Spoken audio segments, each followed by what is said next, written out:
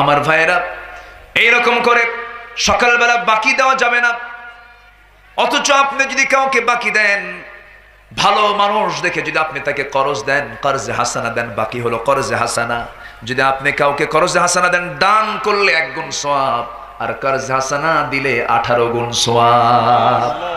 কত গুণ সওয়াব? 18 গুণ। আপনি কর্জে হাসানা দিচ্ছেন, আপনি 18 গুণ বেশি পাচ্ছেন, আবার আপনি টাকা ফেরত পাবেন। কিন্তু আমার দেশ এমন একটা দেশ, যেই দেশে কর্জে হাসানা যে দেয় সে কি নিরাপদে না বিপদে? বলেন, বিপদে নিরাপদে? মহা বিপদ। যার কাছে আপনি টাকা পাবেন, একদিন চাবেন সিহার অন্যরকম, দ্বিতীয় দিন চাবেন ভিন্ন রকম, তৃতীয় দিন চাবেন কোন লোক সামনে দাঁড়ানো আছে, সেই সময় চেয়ে বসেছেন, এমন একটা ধমক মারবে, ধমকের ওয়েট দেখে মনে হয় আপনি হলেন কর্মচারী, হলো মালিক। আমি কি ভুল বলতেছেন? টাকা চাই, দোষ হয়ে গেছে। ভাইরে, তুমি আমাকে সত্যি কি টাকা দিবা না? রাঙ্গায় রাঙ্গায় চোখ গরম করে বলে, তুমি কি আমার মান সম্মান কিছু বোঝো না? এতগুলো মানুষের সামনে আমার কাছে টাকা চাও। দেখছেন শেষে আসামি বানালো কাকে? যে টাকা পায়। এগুলো কি ইমানদারের বৈশিষ্ট্য নাকি? শেষ পর্যন্ত আগে গোসাই ফেটে পড়ে, পাওনাদার যে টাকাটা পাবে সে বলতেছে, যা, তোর কাছ থেকে জনমের টাকা কোনোদিন চাবো না, হাসের ময়দানের টাকা তো উসুল করে নেব। এখন এই পাবলিক কয় লম্বা ডেট পাইলাম। কথা বোঝেন নাই?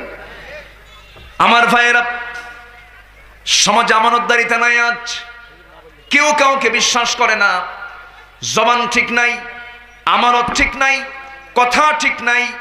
এই সমস্ত বিষয়গুলো ইমানদারের বৈশিষ্ট্য না মুনাফিকের বৈশিষ্ট্য? বলেন, মুনাফিকের বৈশিষ্ট্য। আমার ভাইরা, কথায় যখন কথা বেড়ে গেল, শিরকের কাজে আমরা যাব না, বেদাতের কাজে আমরা যাব না। সবচেয়ে বড় শিরকের কাজ হলো দুনিয়াতে আল্লাহর বিধানকে অতিক্রম করে যারা মানুষের তৈরি করা বিধানকে যারা মেনে নেবে, এর চাইতে বড় শিরকের গুনার জমিনার দ্বিতীয়টা হতে পারে না।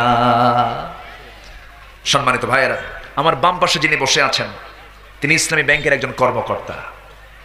ইসলামী ব্যাংক নাম শুনছেন তো? 10 ব্যাংক একদিকে, ইসলামী ব্যাংক একদিকে। যত ব্যাংক আছে সব ব্যাংক হলো ইসলামী ব্যাংকের সন্তান তুল্য।